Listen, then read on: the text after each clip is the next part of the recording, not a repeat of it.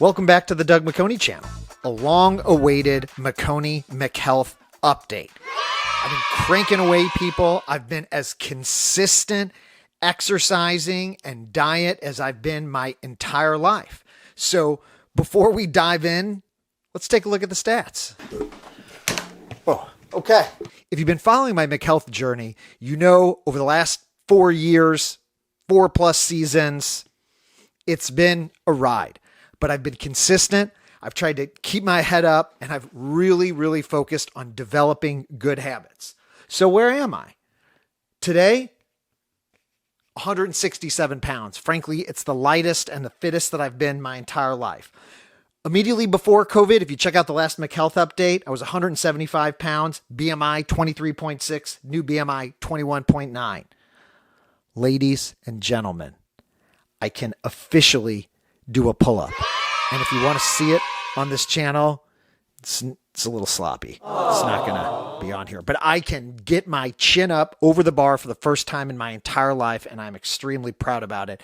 And anybody who tells you is like, oh, you work out for a few months and then you can get a pull-up in, it took me over a year of training to get there. But that's why you have goals, and that's why you fight. I can officially do a pull-up. My push-ups, I struggled to do 25. I can now do well over 40 at a particular time. I'm not doing a lot of those tests. But the other thing I want to mention is my blood work. Ladies and gentlemen, go see a doctor. Make sure your blood work is good. You want to start early in life. I've been doing that over my McHealth journey over the course of the last several years. I've been talking about it here. Check out the McHealth updates. But work with your doctor. Come up with the plan. So I'm pretty pleased with these stats. What are the keys to my success? Consistency. I've been as consistent as I've ever been in my entire life. And consistency is all about developing habits. I'm really pleased that I've been able to develop good and healthy habits while I've been quarantined and haven't been able to go into the office. So I've been able to be very consistent with working out 5 to 6 days a week for an hour every single week. And I've been much more mindful and consistent with my eating habits and hydration and vitamins and everything else. But let's get to the topic that I've gotten the most questions about. And that is my alopecia areata. If you notice, my hair's back, people.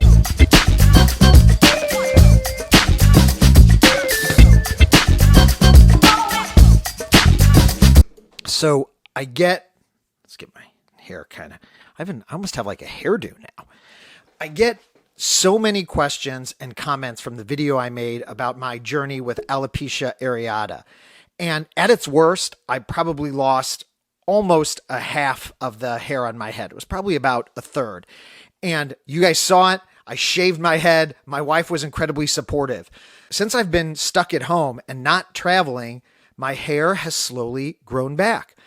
After I realized that it had filled in enough, I started growing it out, and it is now almost entirely back. I have a little bit of a patch, and for my fellow alopecia brothers and sisters, you know what that is.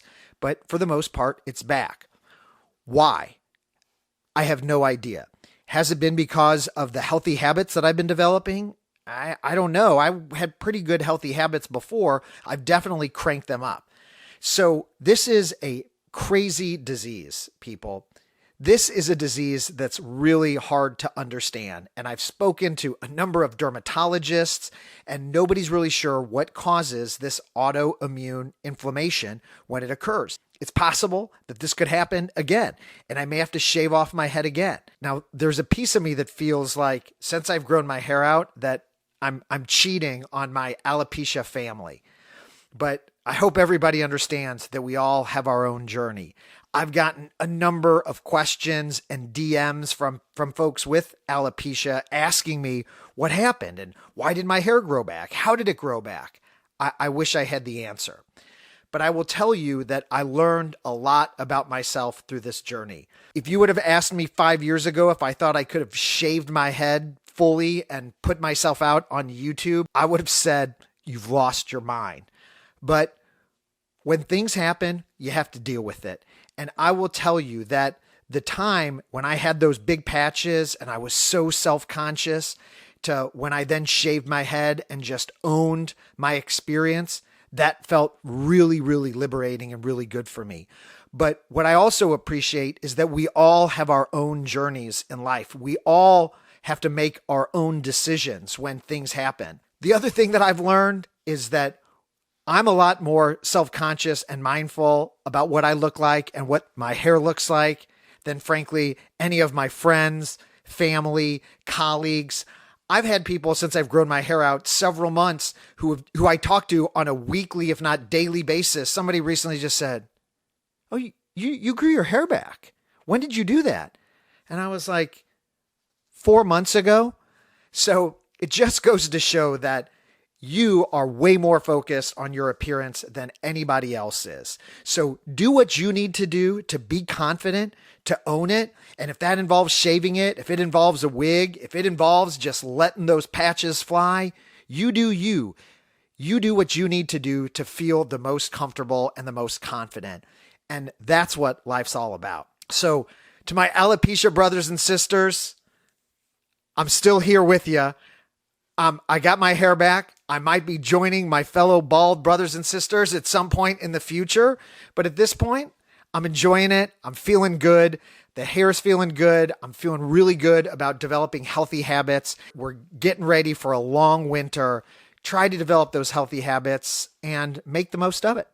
So thanks for tuning in to this week's episode of the Doug McHoney Vlog, a special McHealth update. Share, what have you been doing during this Rona quarantine? What healthy habits or unhealthy habits are you trying to break or start? And it's never too soon to start a good healthy habit. Thanks for tuning in and stay tuned for more exciting content on the Doug McHoney channel.